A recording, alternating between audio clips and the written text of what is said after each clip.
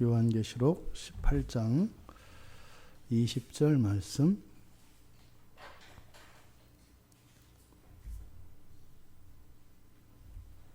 우리 같이 함께 읽겠습니다. 하늘과 성도들과 사도들과 선지자들아, 그로 말미암아 즐거워하라. 하나님이 너희를 위하여 그에게 심판을 행하셨음이라 하더라. 아멘. 너희를 위한 심판, 너희를 위한 심판. 그러니까 심판이 누구를 심판하는 거예요? 우리를 심판하는 겁니다. 우리를. 그래서 우리말 지금 개역개정 성경판에 보면 너희를 위하여 그에게 심판을 행하셨다. 그래서 이제 그들을 심판하신 것을 즐거워하라. 그래서 마치 이제 보수하시는 하나님, 우리가 당했던 괴로움과 이런 서름과 아픔을 갚아주시는 그 하나님의 은혜로 즐거워하는 것처럼 되어 있습니다. 근데 이것은 본문의 뜻을 제대로 드러내지 못하고 있습니다. 그래서 여기서 심판의 대상은 그들이 아니라 너희들입니다. 너희들. 그래서 여기의 심판의 의미는 좀 다릅니다. 사도 요한은 지금 바벨론의 멸망을 바라보는 서로 다른 두 관점이 있다는 것을 이야기하고 있어요. 앞에서 이 땅의 왕들과 이 상인들의 그 놀람과 슬픔, 괴로움, 이런 것들을 앞에서 묘사했습니다. 그러니까 이 땅에서는 바벨론의 멸망으로 애통함이 있고 두려움이 있고 그런 고통이 있고 그렇습니다. 그런데 지금 20절의 내용을 보면 하늘에서는 즐거움이 있다는 거예요. 그러니까 동일한 사건에 대해서 서로 다른 의미가 있다는 거죠. 그러지 않습니까? 우리가 이 세상 나라에서 이 세상을 사는 동안 그래서 어떤 경기를 하거나 시합을 할 때 이기는 사람이 있으면 지는 사람이 있지 않아요? 그러니까 이기는 사람은 즐거워합니다. 근데 지는 사람은 속상해하죠. 그런 것처럼 지금 요한은 바벨론의 멸망이라고 하는 이 사건이 어떤 사람들에게는 굉장한 즐거움으로, 어떤 사람들에게는 슬픔과 애통으로 나타난다라고 하는 것을 알려줍니다. 오늘 낮에 정말 은혜로운 일이 있었지 않습니까? 전 사실 그를 이제 교회 단톡방에 올리고 이렇게 이제 하면서 내심 이제 조심스러운 마음이 있어요. 이게 이제 사실은 거기에 단톡방에 올리는 이유는 그것이 우리 모든 교인들 한 사람 한 사람의 것이기 때문에 그 기쁨에 참여하라고 이제 올려준 거거든요. 그러니까 정말 거의 이렇게 기적적으로 기적이죠. 그렇게 될 수가 없죠. 우리 김 지사님 모르실 수 있는데 어쨌든 저 아프리카에 그 우물이 하나 필요했습니다. 교회가 세워지는데 우물이 없어가지고 황량한 사막 가운데 그냥 건물만 세워지고 있어요. 지금 한 2달 반 정도 걸려서 세워지는데 거기에 아무것도 없잖아요. 그냥 사막처럼 벌판에 그냥 정말 광야에 교회라 그래야 부엌고 쌓고 위에 스레트 올리는 거거든요. 근데 지금 공사는 올라가고 있는데 문제는 물이 없어요. 거기에 사람이 모여도 걱정이라고요. 이제 샘을 파야 되는데 샘을 파려면 땅 속에 이제 아프리카 이제 그 오지니까 안반을 뚫고 들어가야 이제 지하수를 끌어올리거든요. 샘이 있으면 또 사실은 그 마을이 생기는 거예요. 샘 하나만 있으면. 그러니까 마치 이스라엘의 남부 지방, 그 네게부 지방에 샘이 있으면 비옥해지고 샘이 없으면 황량한 벌판이 되는 그런 땅이거든요. 근데 거기에 어쨌든 샘이 필요하다 이렇게 연락이 와가지고 기도하던 중에 그래서 어떤 분이 생각이 나서 묵혔다가 오늘 전화를 한 거예요.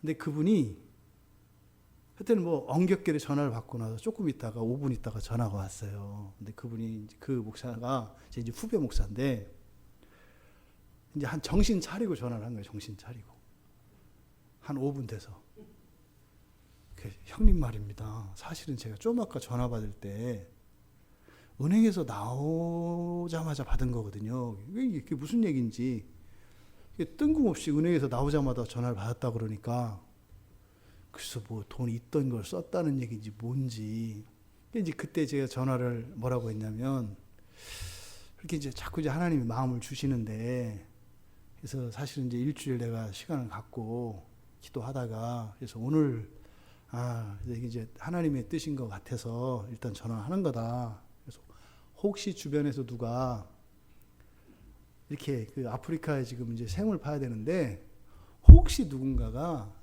뭐 이렇게 교회를 위해서 아니면 선교지를 위해서 써달라고 누가 혹시 헌신하는 사람이 있거든 나한테 연락을 좀 줘라. 그렇게 이제 제가 얘기를 한 거예요. 근데 이제 한 5분 채 안 돼서 연락이 온 거예요. 그러면서 사실은 말이죠. 지난주에 어떤 집사님이 어려운 교회를 도와주라고 돈을 맡겼다는 거예요. 그래서 그 돈을 이제 흘려보내려고 찾았는데 없어요, 대상자가. 일주일을 들고 찾다가 안 되겠다, 이제 다시 찾아봐야 되겠다 이러고 내일이면 이제 토요일 또 이렇게 가잖아요. 그래서 오늘 은행에 가가지고 그 맡긴 그 헌금이죠. 그거를 은행에다 일단 넣었대요. 넣고 은행문을 열고 나왔는데 이제 제가 전화를 온 거예요. 그리고 나서 아프리카 얘기를 하니까 이게 놀란 거죠. 그러면서 이제 저한테 이제 확인을 하는 거예요. 이분이 교회를 돕도록 지목을 했기 때문에 형님, 근데 이게 그 샘을 파는 게 교회와 상관이 있습니까? 없습니까? 이러는 거예요.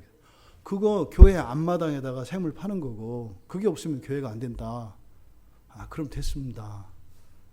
교회를 도우라고 했으니까 그렇게 찾아도 없더니 이렇게 되네요. 그러니까 그 목사가 나오면서 망치 맞은 거죠. 얼마나 이게 섬찟한 얘기예요. 저도 이게 너무 기가 막혀서 그런데 말입니다. 이렇게 하나님이 어떤 일을 이루실 때 말이죠. 두 가지 반응이 나타나요. 그게 나의 일이 되는 사람이 있고 너의 일이 되는 사람이 있어요. 지금 여기서 얘기하는 게 그 얘기예요. 바벨론이 멸망하는 일은 하나님께서 하시는 일인데 그 일에 대해서 두 가지 반응이 나온다는 거예요. 땅에서는 어떤 일이 있어요? 울고 애통하고 난리가 났어요. 근데 지금 하늘에서는 즐거워한다는 거예요. 즐거워라. 우리가 이 세상을 살아가는 하나님 나라 백성들이거든요. 그러니까 잘 구별해야 돼요. 이 땅을 살아가고 우리가 하늘나라에서 살아갈 때는 아무 문제가 없어요. 그냥 하늘나라 살아갈 때는 그냥 하고 싶은 대로 하면 돼요. 근데 이 땅을 살아가는 동안은 우리 안에요. 하고 싶은 일이 두 가지가 생겨요. 하나는 하나님이 싫어하는 것. 하나는 하나님이 기뻐하시는 것. 그래서 육체의 일은 하나님을 기쁘시게 할 수 없다 그래요. 사도 바울이 로마서에서. 그러니까 영의 일, 이것이 하나님을 기쁘시게 할 수 있다 그래요. 그러면 우리가 이 세상을 살아가는 동안도 기쁘고 즐거워야 되겠고 또 그것이 하나님께도 즐거움이 돼야 되겠고 그리고 여기서 즐거운 게 즐거웠다가 그냥 막장으로 끝나는 게 아니라 계속하는 즐거움이어야겠다. 오늘 이 말씀을 통해서 이 세상에서도 즐겁고 영원히 즐거울 수 있는 그 길을 사도 요한이 우리에게 가르쳐주고 있습니다. 그러니까 오늘 이 말씀을 통해서 우리 모두 은혜를 받고 정말 그렇게 성경을 통해서 이 진리로 주신 그 즐거움에 참여할 수 있는 우리 모두가 되기를 바랍니다. 여기서 기뻐하는 사람들을 네 수로 나누었어요. 하늘과 성도들과 사도들과 선지자들 이렇게 나눴습니다. 근데 뒤에 셋은 성도들, 사도들, 선지자들 다 알겠어요. 그런데 맨 앞에 하늘이에요. 그러면 즐거워하는 것은 인격적인 존재라야 즐거워하는 거예요. 그죠? 그래서 이 하늘이 뭘까? 여기서 하늘은 보통 이스라엘 사람들이 가지고 있는 하늘 개념은 삼층천이잖아요. 그래서 보통 하늘 전체를 나타낼 때는 하늘들이라고 얘기를 합니다. 근데 여기는 보통은 하늘들 이렇게 얘기하거든요. 근데 여기는 그냥 단수형으로 하늘아 이렇게 돼 있어요. 하늘아 즐거워하라. 그러면 여기서 말하는 하늘은 누구겠는가? 이게 사실은 권위 있는 신학자들이 그 해석하기를 해서 여기서 하늘은 하늘에 속한 피조물, 다시 말해 천사들을 가리키는 것이겠다. 뭐 큰 무리는 없습니다. 그걸 뭐 절대적으로 이거다 이럴 것도 아니고 아니다 이럴 수도 없어요. 근데 즐거워하라라고 했기 때문에 하나님을 수종들고 순종하는 천사들도 하늘의 즐거움에 참여하기 때문에 뭐 자연스러운 해석이라고 봅니다. 그리고 여기서 성도들이라고 번역되어진 이 단어, 너무 성도 그러면 교인과 동일시하는 경향이 있어요. 여러분, 교인과 성도는 구별됩니다. 다릅니다. 그래서 교회를 다니면 무조건 성도가 되는 것은 아니에요. 지금은 구약 시대에 이스라엘 백성들이 모여 살던 회당이 아니에요. 그러면 뭐 자격이 있는 사람만 들어간단 말이죠. 근데 신약의 교회는 자격이 있는 사람이 들어가는 게 아니에요. 그냥 하나님 만나고 싶은 사람은 누구나 다 올 수 있어요. 뭐 구원을 받기 위해서 오든 아니면 놀고 싶어서 오든 뭐 아무나 와도 돼요. 아무나. 문을 활짝 열어놨으니까 오면 돼요. 그래서 교회에 있는 모든 교인들을 성도들이라고 하지 않아요. 그러니까 교인들 가운데에서 구별된 사람들, 세상 가운데서뿐만 아니라 분명히 하나님께 속한 사람들, 이 사람들을 성도라 그래요. 그래서 성도들이라고 하는 말은 이제 한자어이기 때문에 말하기는 편리함이 있습니다만 그 뜻이 좀 덜 드러나기 때문에 그냥 거룩한 자들 이렇게 하는 게 좋아요. 거룩한 자들. 거룩한 자들아 즐거워하라. 거룩한 자들은 누구겠어요? 하나님의 소유된 자들이에요. 하나님 건 다 거룩해요. 하나님의 것은. 하나님의 소유된 사람들은 기뻐하라는 거예요. 또 세 번째로 우리말 성경에는 사도들아 이렇게 되어 있어요. 이게 사도들, 이게 사도라고 하는 이 말이 원래적인 의미는 보내심 받은 자 이런 뜻이거든요. 그런데 이 사도라고 하는 말은 두 가지 의미가 있어요. 첫째로는 예수님의 그 12제자를 가리키는 말이에요. 그런데 예수님의 12제자에게만 보내심 받은 자라는 말을 쓰느냐? 그렇지 않아요. 그러니까 12사도 외에도 또 예수님에게 70제자도 있고 그 외에 제자들이 많습니다. 또 사도들의 제자들도 있습니다. 이런 사람들을 속사도라고 해요. 그러니까 이 사람들도 다 보내심 받은 사람들이에요. 그래서 여기서 이렇게 사도들이라고 번역을 하면 우리들이 듣기에는 마치 예수님의 12제자만을 떠올리기 때문에 본문의 의도가 잘 드러나지 않습니다. 여기서 말하는 사도는 그 우리가 알고 있는 12사도의 사도가 아니에요. 누구예요? 보내심 받은 자들. 보내심 받은 자들은 뭐겠어요? 전도자들을 말하는 거예요. 복음 들고 전도하고 선교하는 사람들을 말해요.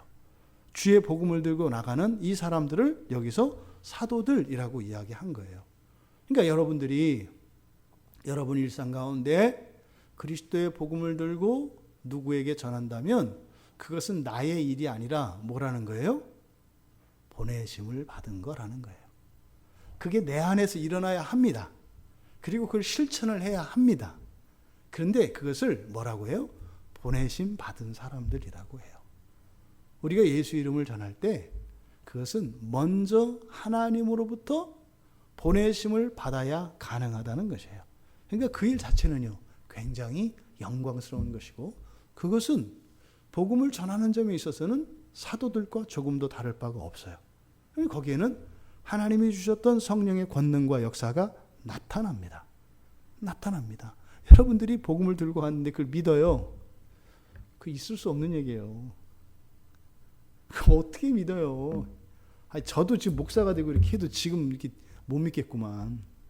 그걸 어떻게 믿어요? 그걸 여러분들이 복음을 전했는데 그걸 듣고 어떻게 예수가 믿어지냐니까요. 그게 뭐 이번에 지금 이 우물 사건보다 더 기적이에요. 이거는 마음의 어둠이 깨지고 말입니다. 거기에 신라같이 그럴지도 몰라 이런 생각이 나오는 게 불가능한 거예요. 아예 있을 수가 없는 일이에요.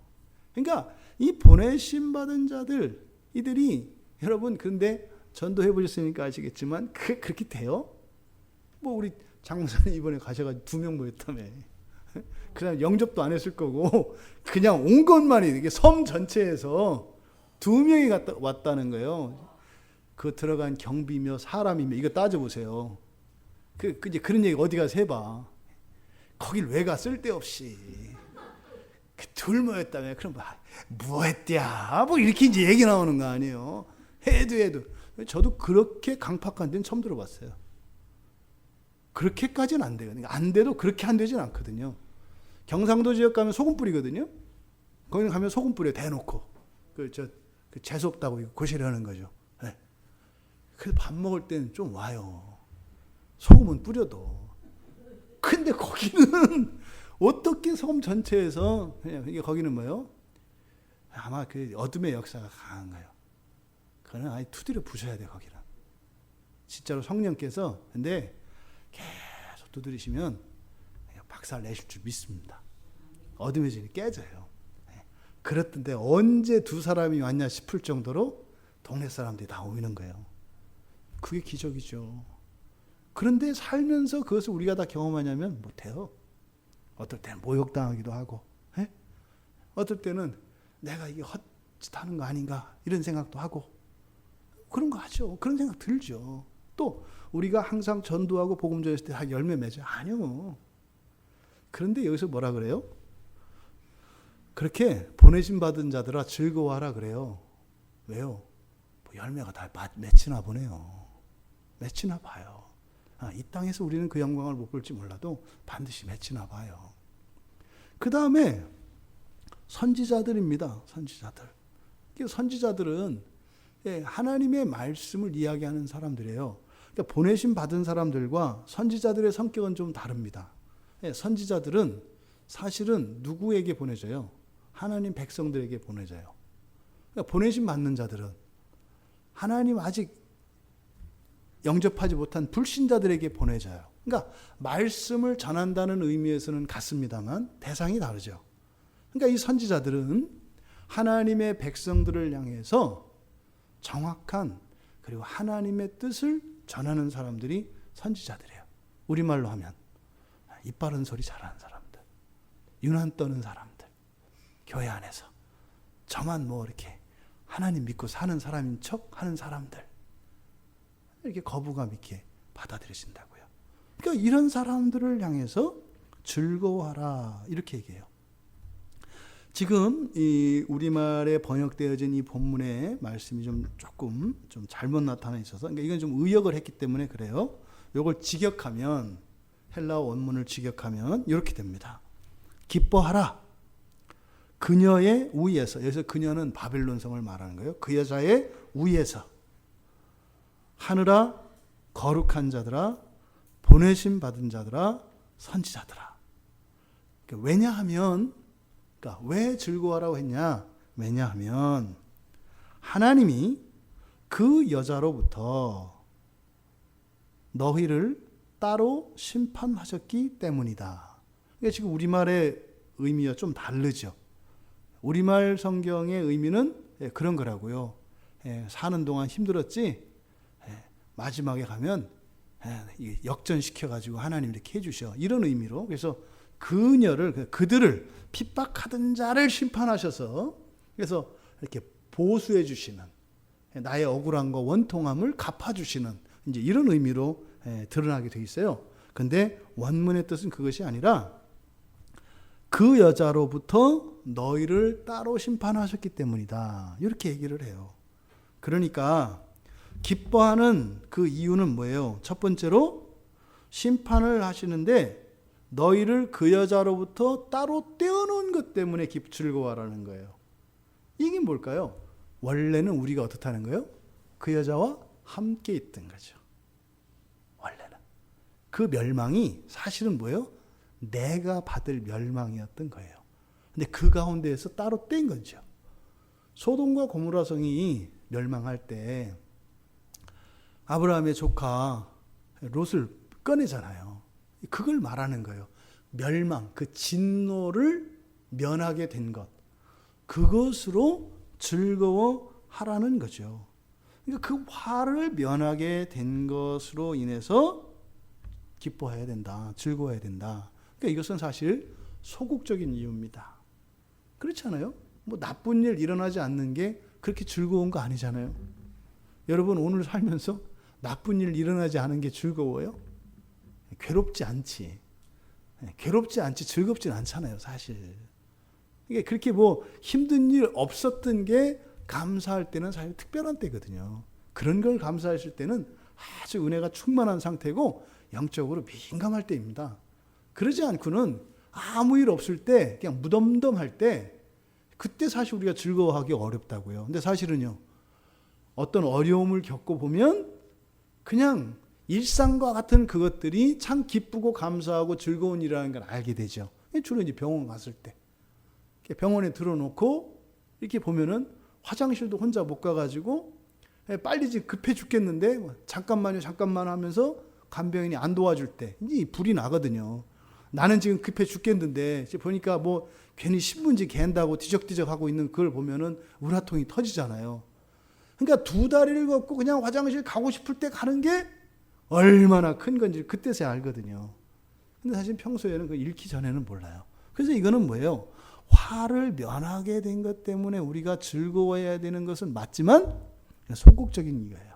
그러니까 정말로 이렇게 즐겁게 되지는 않는다 이 말이죠. 하지만 바벨론의 멸망을 보면 어떻게 돼요? 소극적인 게 아니죠. 어마어마한 게 되죠. 그날에 가면. 그 멸망당하는 걸 보면 거기에서 그 소돔과 고모라 성에서 이게 도망 나왔던 롯의 아내가 얼마나 놀랬으면 소음기둥이 됐겠어요.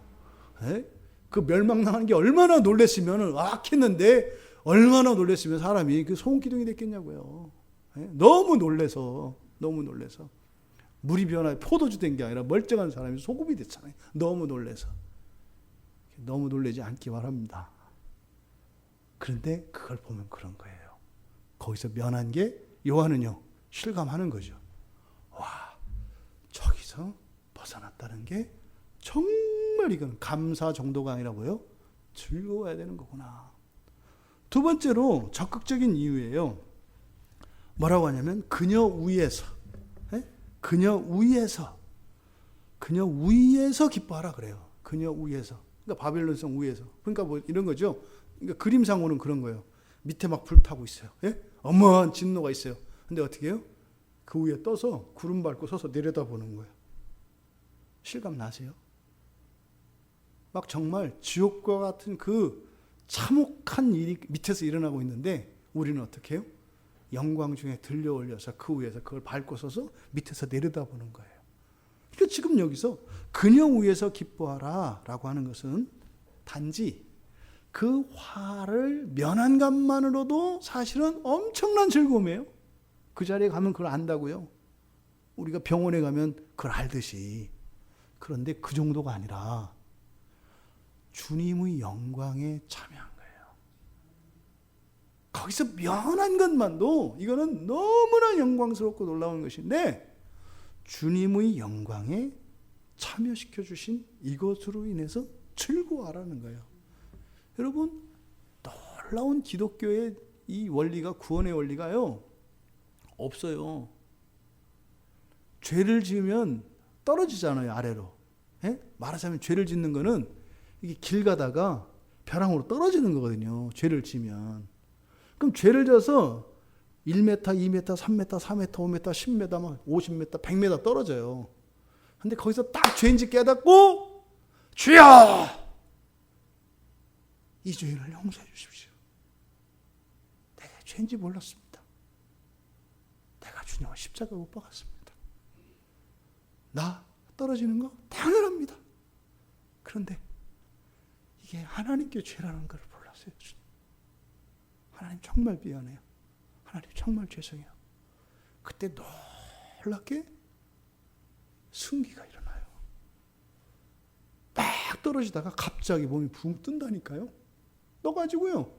걷던 땅 위로 올려주시는 것이 아니라 그 위에 까마득한 높은 곳에 올려주세요. 이게 구원이에요. 구원은 가다가 죄 짓고 떨어지면 회개가 걸릴 때 떨어진 것만큼 위로 올라가요. 이게 말이 돼요? 빚진 것만큼 재산이 늘어난대요. 이런 게 어디 있어요? 우리가 생각해도 믿을 수 없잖아요. 그죠?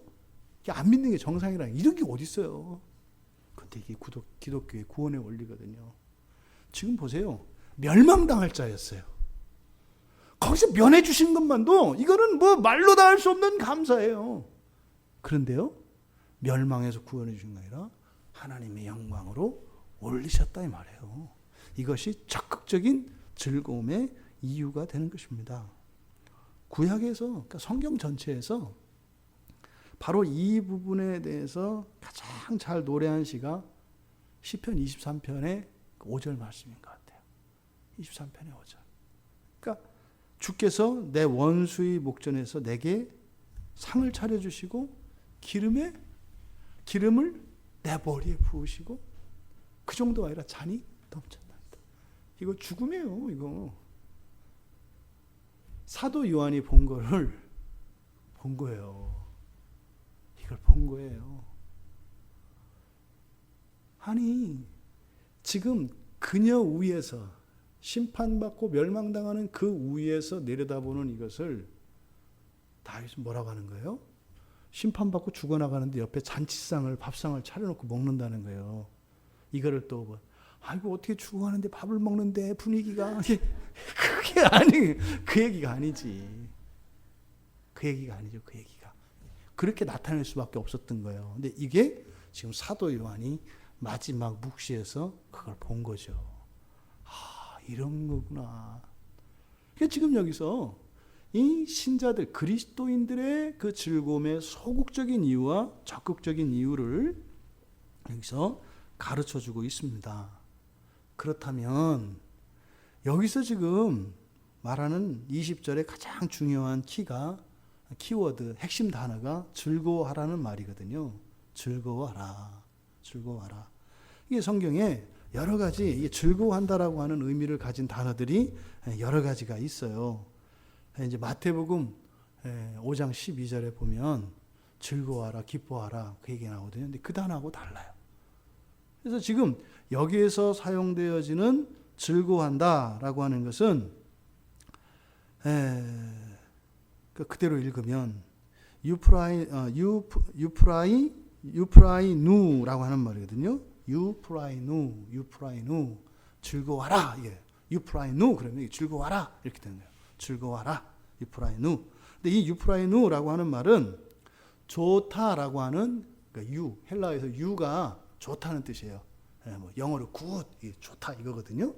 좋다, 좋은이라고 하는 요 말과 프렌이라고 하는 말이 합쳐진 거예요. 이 프렌이라는 단어가 이제 아마 이제 마음에 대해서 언젠가는 이제 사경회를 한번 할 건데요. 굉장히 중요하고 굉장히 의미 있는 단어가 이 프렌이라는 말이에요. 이 프렌이라고 하는. 그래서 좋다라고 하는 말과 그리고 마음의 주변부 말하자면은 수박 껍데기 내지는 그 계란을 보면은 속껍질 있죠. 속껍질 하얀 그죠? 이렇게 그 속껍질 요게 이제 마음에서 그러니까 계란의 그 속껍질과 같은 요게 프렌이라는 말이에요. 그래서 이 프렌이라는 말은 영어에 이제 우리 횡격막이 있습니다. 횡격막이 뭔지 아시죠? 우리 그 사람 속을 보면 아랫배와 윗배를 나누는 하얀 막이 있어요. 그 진짜 계란이 흰자와 같이 하얀 막이 있어요. 이렇게. 그래가지고 이렇게 위에 이제 심장이나 요것들과 아래 이것들이 합쳐지지 않도록 하고 그리고 사실은 횡격막이 뭐냐면 사람의 호흡을 주관해요. 이게 이제 잘못되면 딸꾹질 나오는 거거든요. 숨 들이내쉬고 내쉬는 것과 횡격막의 운동이 달라지면 이게 이제 공기는 들어가는데 횡격막이 올라오면은 하고 이제 치받는 거예요, 이게. 그래서 이 횡격막이라고 하는 이 단어의 어원이 되는 게 이 프렌이라는 거거든요.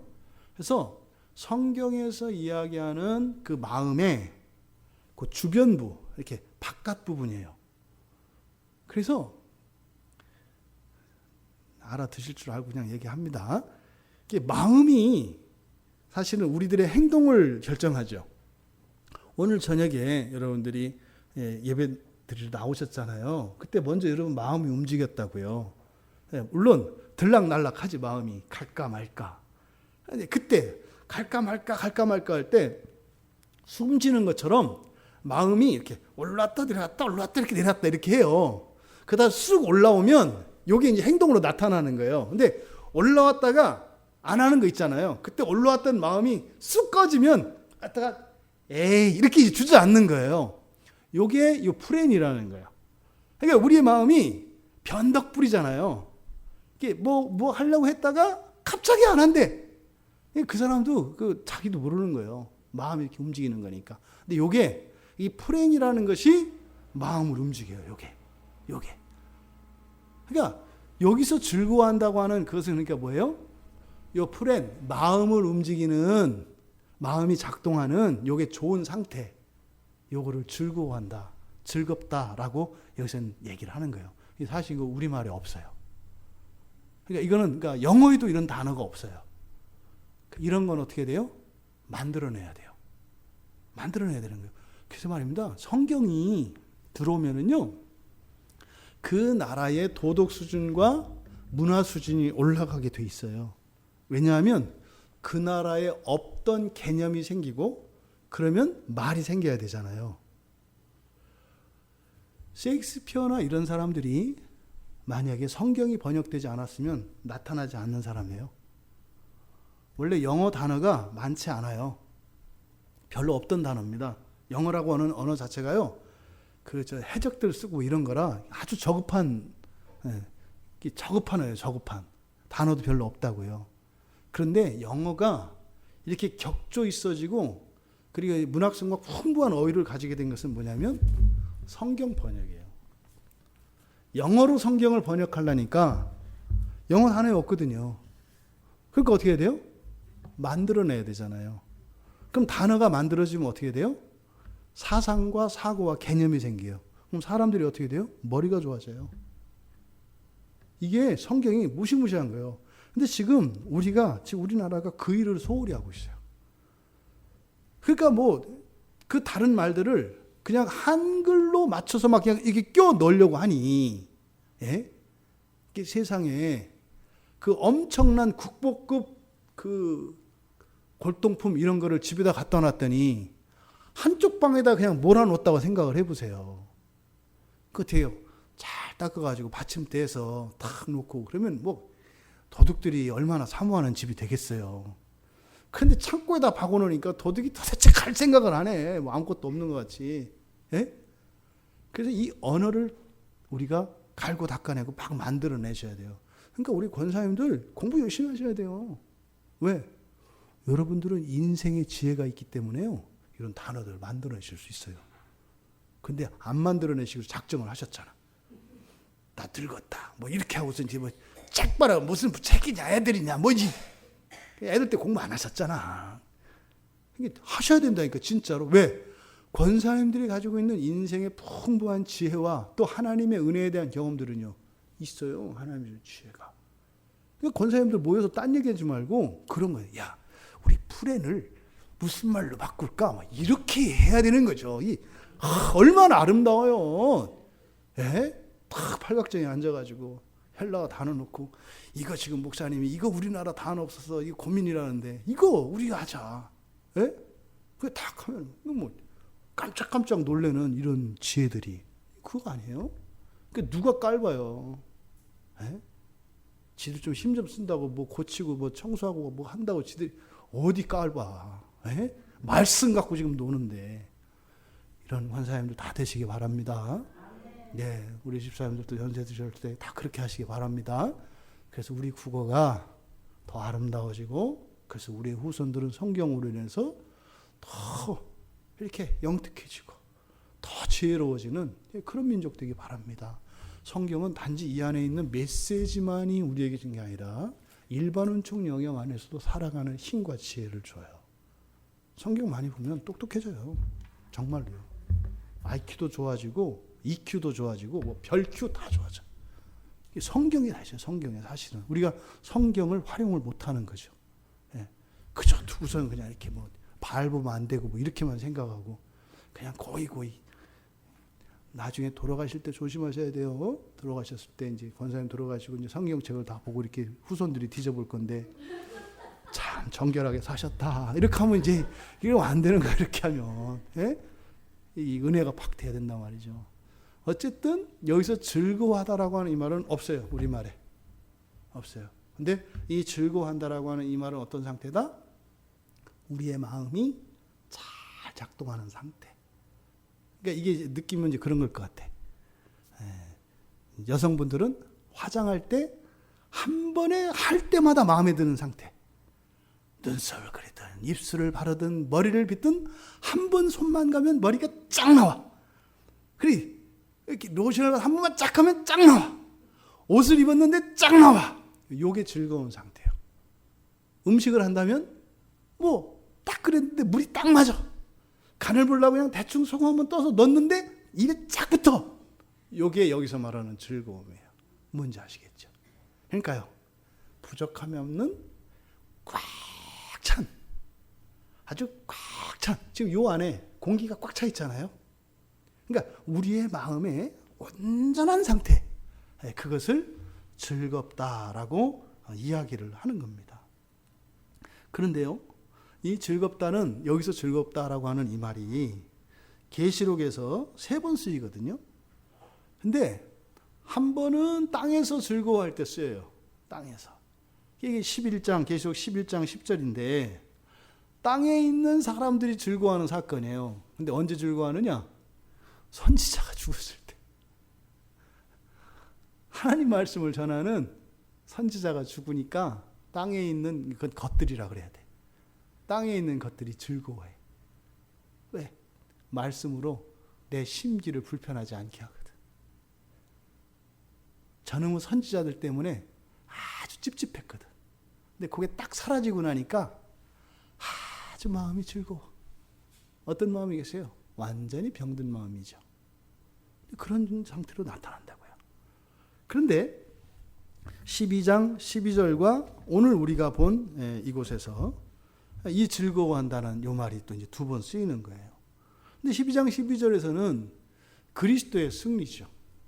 그리스도의 승리와 또 끝까지 인내해서 그 승리에 참여한 그 성도들이 하늘에서 즐거워할 때 그 즐겁다는 말을 써요. 그러니까 2번은 하늘에서, 1번은 땅에서. 근데 땅에서의 즐거움은 오히려 뭐예요? 하나님의 말씀이 죽을 때, 그때 즐거워해요. 이게 구약에서 에레미야 선지자가 에레미야 5장에서 그 얘기를 해요. 선지자들이 거짓말하고 엄한 소리를 해요. 근데 백성들이 즐거워해요. 말씀 전하지 않고 엉뚱한 얘기하고 사람의 귀를 즐겁게 하는 말을 했을 때 백성들이 즐거워해요. 구약에서도 일어나요. 그러니까 어떻게 돼요? 결국 나라가 멸망하죠. 두려운 겁니다. 지금 땅에서 즐거워하는 이런 일이 있을 때는 반드시 땅에 화가 임합니다. 땅에서. 그래서 이 땅에서 이 즐거움을 누릴 때는 사실은 어려움으로 와요. 어려움. 그 하늘의 즐거움이 땅에서는 어떤 승리로 인한 즐거움이 아니라 이 땅에서는 슬픔과 아픔으로 와요. 다시 말해서 무슨 말이에요? 완전한 참된 승리가 하늘에서는 완전하고 참된 승리로 나타나지만 이 땅에서는 반대로 나타난다고요. 패배와 슬픔과 고난과 고통으로 나타난다고요. 이 땅에서의 승리가. 그러니까 헷갈리는 거예요. 어쨌든 이 프렌이라고 하는 즐거워하다라고 하는 이 말의 핵심이 되는 이 프렌, 이 말은 이게 사람의 이제 이런 사고력, 흔히 말하는 우리의 지성, 이성, 오성, 그러니까 이제 지성은 머리로 생각해서, 이성은 머리로 생각해서 아는 거, 그 다음에 오성은 느낌으로 아는 거 있잖아요, 그죠? 딱 느낌으로 딱 봤더니 눈치가 쎄해, 집에 가는 게 좋겠다, 뭐 이런 거, 이 느낌으로잖아요. 이렇게 그걸 보니 육감이라고도 하고, 그렇죠? 이런 것을 이제 오성이라고 해요. 그러니까 이런 것을 다 관장하는 게 프렌이라고 하는 겁니다. 근데 사실은 마음이 그 일을 하는데, 마음이 움직이게 하는 그것이, 그 막과 같은 그것이 바로 이 프렌이라는 거예요. 그래서 어쨌든 여기서 즐겁다라고 하는 것은 사실은 무엇과 관계되어 있다? 우리의 마음의 상태와 관계되어 있는 것이다. 그래서 마음이 온전히 회복되어지고 마음이 제 기능을 수행할 때 느끼는 그 마음을, 느끼는 그 감정, 그 상태를 즐겁다라고 이야기하는 거예요. 그러니까 만사형통하고 모든 일들이 순리를 따라 착착착착착 이루어질 때, 그런 상태, 우리의 사람 안에서 일어나는 그것을 즐거움이라고 하는 거예요. 근데 지금 뭘 보고 얘기한다고요? 바로 멸망당하는 그 현장을 보고서야, 그것을 보고서야 하나님의 자녀들이 그것을 누리게 된다, 이 말이에요. 그러니까 지금 여기서 너희들을 따로 떼어 심판하신다. 이 심판 어떤 심판인가요? 전혀 다른 심판인 거죠. 그러니까 여기서 말하는, 지금 18장 20절에서 말하는 이 심판은 원래 크리노, 그래서 가른다는 뜻인데, 하나는 죄 있다고 죄인으로, 하나는 의인으로 가르는 거예요. 그러니까 지금 너희들이 즐거워야 되는 것은 너희들에 대한 심판이라고 그랬는데, 바로 너희들에 대한 심판은 뭐겠어요? 너희들을 의롭다 하시는 그것으로 인하여 즐거워하라, 이 말이죠. 근데 의롭다는 게 단순히 와 의롭대 이게 아니라는 거죠. 의롭지 않으면 어떻게 되는지 지금 발 아래에서 보이는 거죠. 여러분들이 예수를 믿었다는 진가를 아는 날이 온다는 거예요.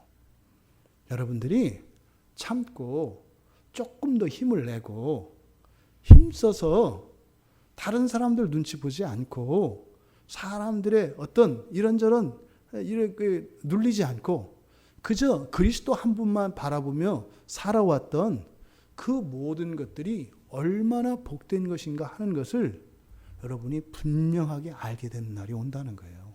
요한은 지금 그 얘기를 하는 거예요. 우리가 그 자리에 가 있지 않더라도 현재적으로 우리는 그런 삶을 살 수 있고 또 그 즐거움에 참여할 수 있습니다. 오늘 본문은 그리스도인들의 즐거움의 원천이 어디에서 오는 것인지를 가르쳐 줍니다. 그리고 여기서 단지 하늘에서만 그런 즐거움을 누리는 것이냐? 아니겠죠. 우리는 살아있지 않습니까? 그러면 이 땅 가운데서도 분명히 그 즐거움을 누릴 수 있도록 성경은 우리를 안내합니다. 첫 번째로 어쨌든 이 그리움의 원천이 어디냐? 최종적인 심판에서 받을 영원한 형벌에서 제외된 것이 우리의 즐거움의 원인이라는 거예요. 이것을 잊지 않는다면 우리에게 즐거움이 있겠네요. 영원한 형벌이 얼마나 두렵고 끔찍한 것인가를 안다면 여전히 내 안을 들여다보면 죄 덩어리고 문제투성인데 그저 내가 예수님을 주님으로 영접한 그 하나 때문에 거기에서 면해졌다고 하는 이것이, 그러니까 뭐예요? 아무리 어려움과 고난이 와도 지옥의 형벌만한 게 없어요. 그러니까 예수 믿은 것 때문에 현실의 삶에서 도저히 견딜 수 없는 아픔이 견딜 만한 게 된다고요. 즐거움이 사라지질 않죠. 어려움 속에서도. 또 그러한 죄인들 위에 세우시고 영원한 생명의 복을 주시고 거기에 그리스도께서 받으신 그 영광과 존귀와 권세를 우리에게 약속되어 있다는 겁니다. 지금은 우리가 뭐 서울의 아무개, 안양의 아무개 이렇게 불립니다. 뭐 재산은 얼마고 나이는 얼마고 어떻게 살았고. 그런데 말입니다. 그날에 가면 과거가 다 없어져요. 과거의 신분이나 이런 게 없어져요. 그리고 뭐가 돼요?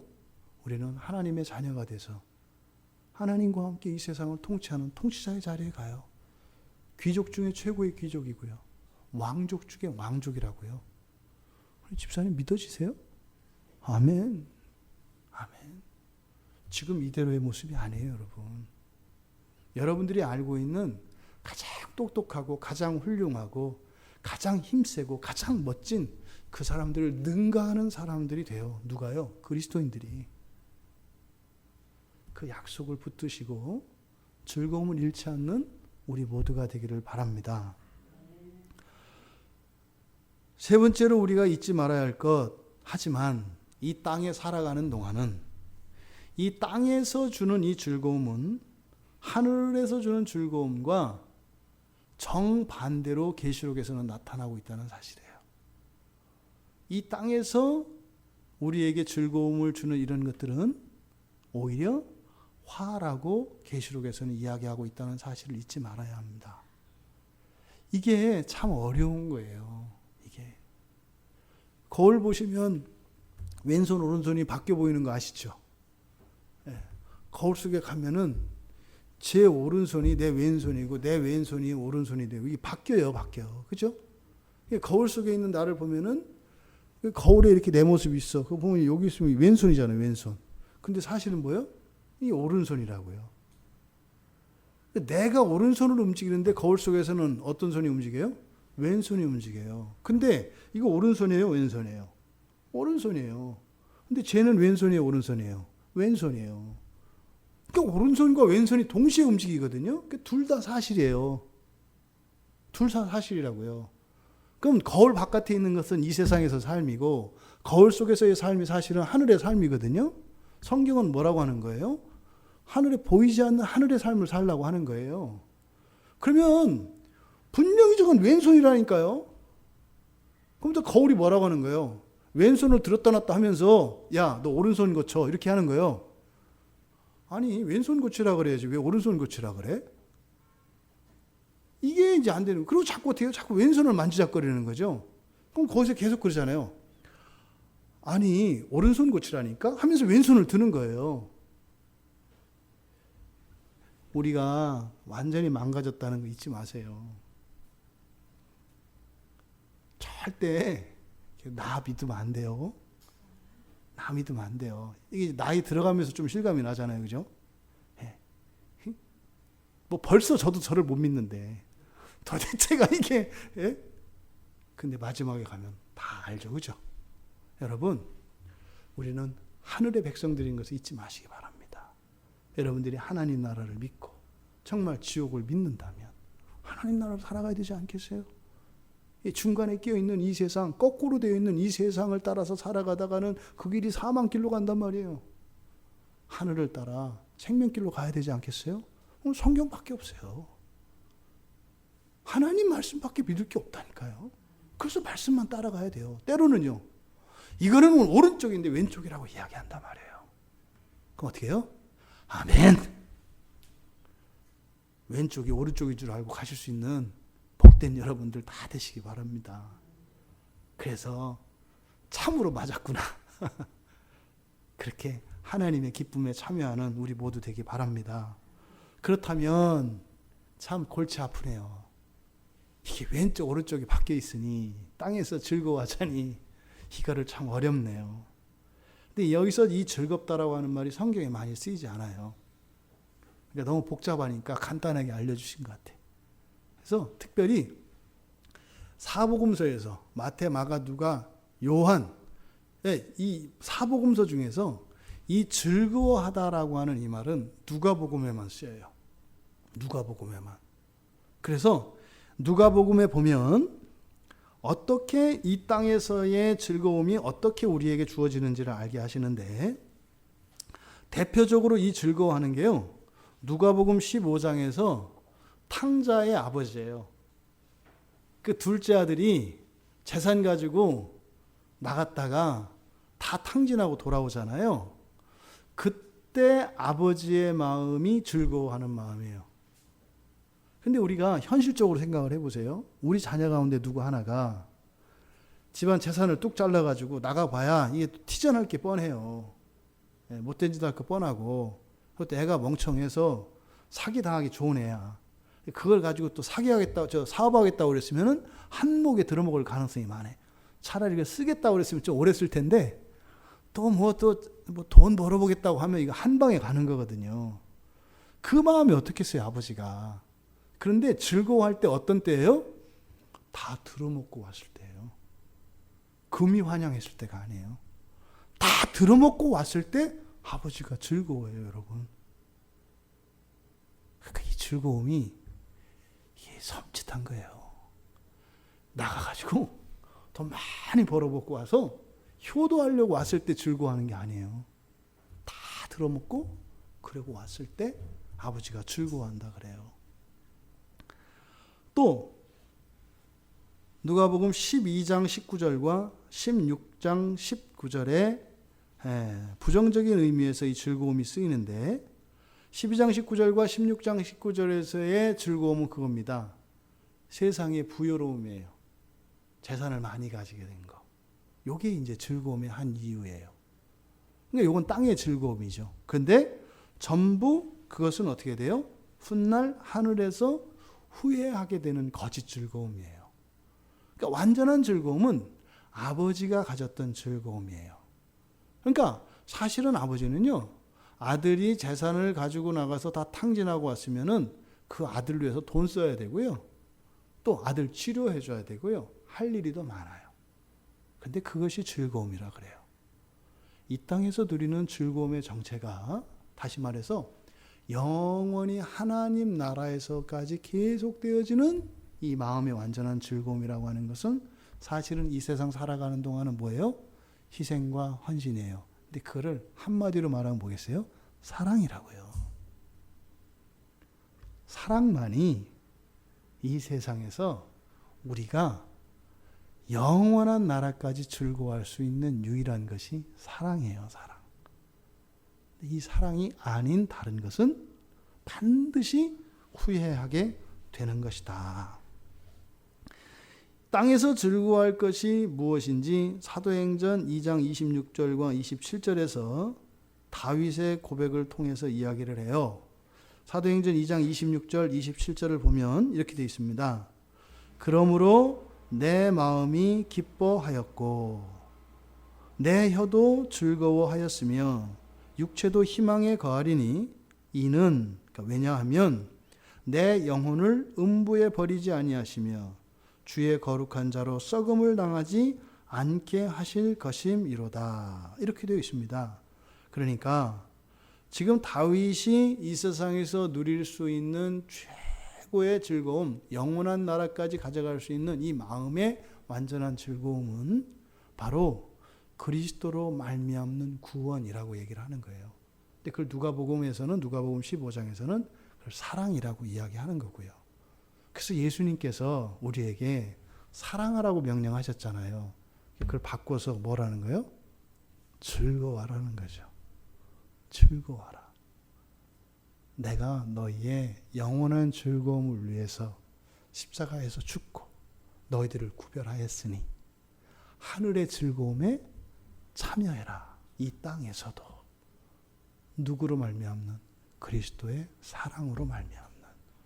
그 이외의 모든 즐거움은 다 거짓 즐거움입니다. 여러분, 요한이 그 마지막 날에 되어지는 이 일을 보고 하늘의 천사들과 거룩한 하나님의 백성들과 복음 전하는 자들과 끝까지 하나님의 말씀을 배신하지 않고 그 말씀들을 끊임없이 선포하는 자들에게 그 즐거워할 것을 이야기하였는데, 이것은 단순히 하늘에서만의 즐거움이 아닙니다. 왜요? 이 성경은 이 땅을 살아가는 우리들에게 주었기 때문이죠. 여러분들이 일시적으로 어떤 어려움과 환난과 억울한 상황 속에 처해 있을 수 있습니다. 근데 그것 때문에 여러분들 즐거움을 뺏기시면 안 돼요. 절대 안 돼요. 그리스도의 십자가를 이렇게 값없게 만드시면 안 돼요. 왜 어려움이 없겠습니까? 왜 힘듦이 없겠습니까? 하지만 즐거움을 잊지 않는 상태에서, 그래서 오히려 그런 어려움과 환난이 하나님이 우리에게 주신 그 사랑으로 인한 그 즐거움으로 인해서 즐거움을 오히려 배가시키는, 그래서 어떤 시련과 역경도 우리의 신앙을 위협할 수 없는 그런 우리 모두가 되기를 주님의 이름으로 축원합니다.